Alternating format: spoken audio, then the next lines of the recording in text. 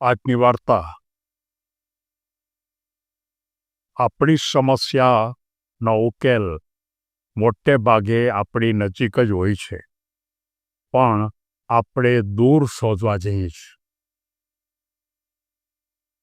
આ વાતને સમજાવવા માટે એક કરશનભાઈ ખેતીનું કામ કરતા હતા. પોતાની વાડીમાં ખેતરની અંદર એ પોતાને જે કંઈ વાવવાનું હોય એ વાવે, એની પાછળ મહેનત કરે, એને ખાતર નાખે અને આ પ્રકારે ઘણા વર્ષોથી કામ કરતા હતા. કોઈ એક વખતે એને મનમાં પ્રશ્ન થયો કે મને હવે થાક લાગે છે, કમરમાં પણ મને દુખે છે અને સતત રીતે કંઈક નબળાઈ હોય એવા પ્રકારનું મને પાસ થાય છે. એટલે ખરેખર મારે કોઈક ડૉક્ટરની દવા લેવી જોઈએ. એટલે એણે વિચાર કર્યો કે આવા પ્રકારના કોઈ દર્દ હોય તો શહેરમાં જ સારા ડૉક્ટર હોય અને ત્યાં જઈએ તો જ આપણને આ પ્રકારે રોગમાં રાહત થઈ શકે.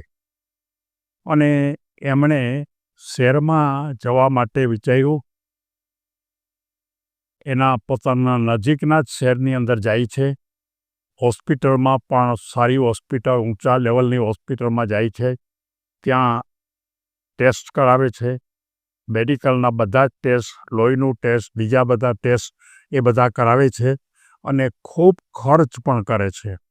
પણ એ ખર્ચ કર્યા પછી ત્યાંથી દવા પણ આપે છે ખૂબ, પણ ઘણા વખત સુધી આ દવા લેવા છતાં પણ એની જે તકલીફ હતી એ તકલીફમાં ફેર પડતો નથી. મૂંઝાઈ જાય છે. એના કુટુંબના સભ્યોને પણ એમ જ થાય છે કે આ કેવા પ્રકારનું દર્દ છે. એને કમરમાં બહુ દુખે, થોડીવાર બેસી પણ ન શકે અને એકદમ જેને કહી શકાય કે દુખાવો એટલો ભારે હોય કે એને કોઈ પણ કામ કરવામાં મજા ન આવે. વારંવારની આ બધી જે શહેરની સારવારો લેતા એના ઉપર આર્થિક બોજો પણ વધી ગયો. ખૂબ પૈસા પણ ખર્ચાના. ખેતીની જે આવક હતી એમાં કામ થતું નહોતું, એટલે ખરેખર એમાંથી પણ આવક મળતી નહોતી અને મોટા ભાગની પોતાની સંપત્તિ, પૈસા એ આ રોગની દવાની પાછળ વપરાઈ ગયા. જેમ મોટા ભાગનાને આ પ્રકારનો પ્રશ્ન થાય છે, એના મનમાં એમ થયું કે હવે ખરેખર આ દર્દ જાશે નહીં. એટલે કે ખરેખર એને વિચાર કર્યો કે હવે મારે શું કરવું. બરોબર એ વિચાર કરતા હતા ક્યાં એક વખત બાજુના જ ગામના એક સારા વૈદ્ય ત્યાં પોતાના ગામની અંદર એ એક કેમ્પ કરે છે અને એ કેમ્પની અંદર બધા જ દર્દોને રાહત આપવા માટેનો એણે જાહેરાત કરી હતી. કરશન પટેલના મનમાં પણ એમ થયું કે મારે તો એમાં જવું નથી. હું તો શહેરના ડૉક્ટરની, મોટા ડૉક્ટરની દવા લઉં છું. આ તો સામાન્ય પ્રકારના વૈદ્ય છે અને એ મને શું સુધારો કરી આપે.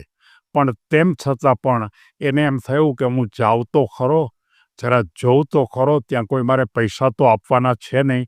અને એ તરત જ જાય છે અને ખરેખર એનો જે મિત્ર છે, મિત્ર પણ એને ખાસ આગ્રહ કરે છે કે એમાં જવામાં કંઈ વાંધો નથી.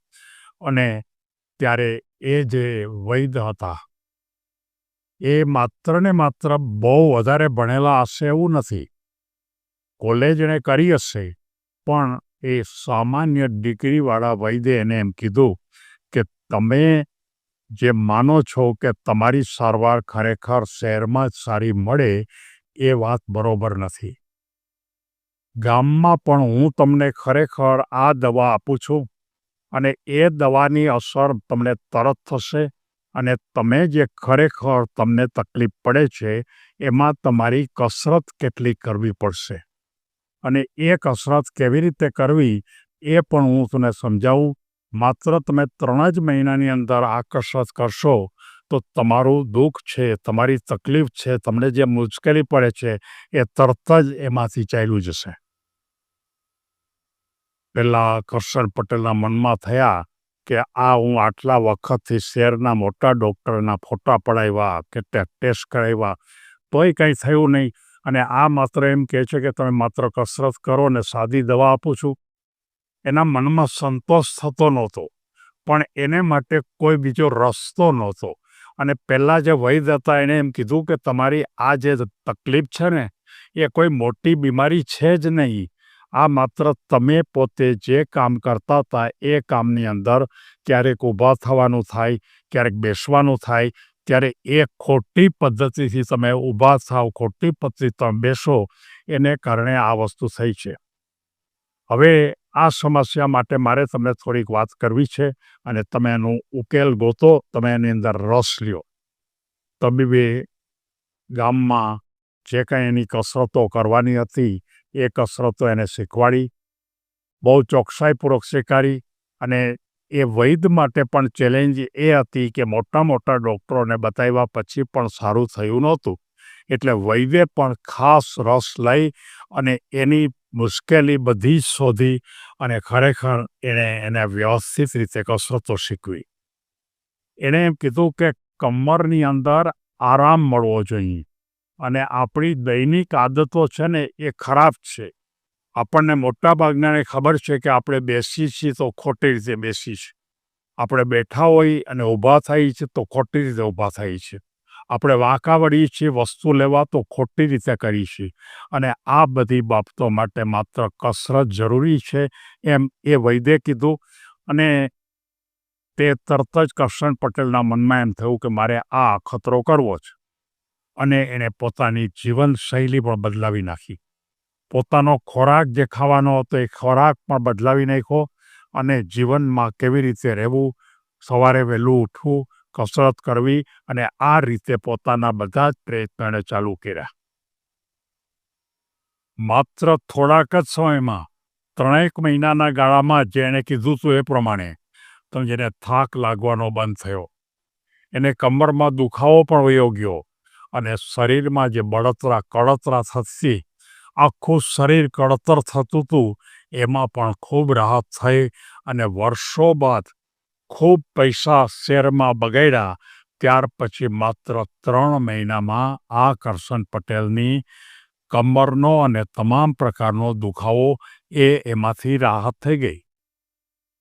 હકીકત આ હતી કે આપણે પોતે આપણી સમસ્યા માટે આપણે નજીકમાં તપાસ કરતા નથી, પણ આપણે દૂર જઈએ છીએ. આપણને એમ થાય કે આપણી મુશ્કેલી છે એ નજીકમાં સોલ્વ નહીં થાય.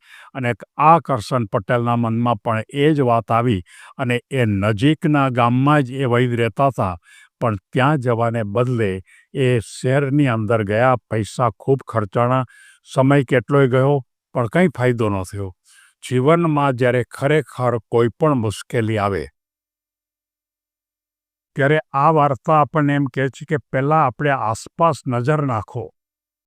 આપણા કુટુંબની અંદર કંઈ સમસ્યા આવે, આપણા ઘરની અંદર કંઈ સમસ્યા આવે, આપણા સમાજમાં કોઈ સમસ્યા આવે તો પહેલાં સીધી ઊંચા લેવલ ઉપરની ભૂમિકા ઉપર વિચારવાને બદલે, માત્ર એનો ઉકેલ મોટા શહેરમાં જ હોય એમ સમજવાને બદલે, એને નજીકમાં પણ આવા ઉકેલ હોઈ શકે છે. અને જો આ રીતે આપણે કરીએ તો આપણી શક્તિનો પણ વ્યય ન થાય અને આપણે ખરેખર તંદુરસ્ત પણ વધારે બની શકીએ. આપણને ખબર છે કે તંદુરસ્તી માટેનું સૌથી અગત્યની વાત આપણે શું જમીએ છીએ એ છે. તંદુરસ્તી માટે આપણને માંદગી હોય અને તંદુરસ્તી માટેનો રેફરન્સ એ છે કે આપણી જીવનશૈલીમાં તમે ફેરફાર કરો. સવારમાં ઉઠીને તમે ચાલવાનું રાખો, થોડીક હળવી કસરત કરો અને જો આ રીતે તમે કરશો તો તમારી કોઈ તકલીફ છે એ તકલીફ ખરેખર મોટી નહીં દેખાય. અને જો એ સારવારમાં આપણને અનુકૂળ ન થાય તો પછી દૂર જવામાં વાંધો નથી, પણ પહેલાં નજીકમાં તપાસ તો કરો. નજીકમાં બધું ખરાબ જ હોય છે. આપણને સરળતાથી જે મળે એ ખરાબ જ હોય છે એવું હોતું નથી. અને આ વાત હંમેશા દરેક માણસે વિચારવા જેવી છે.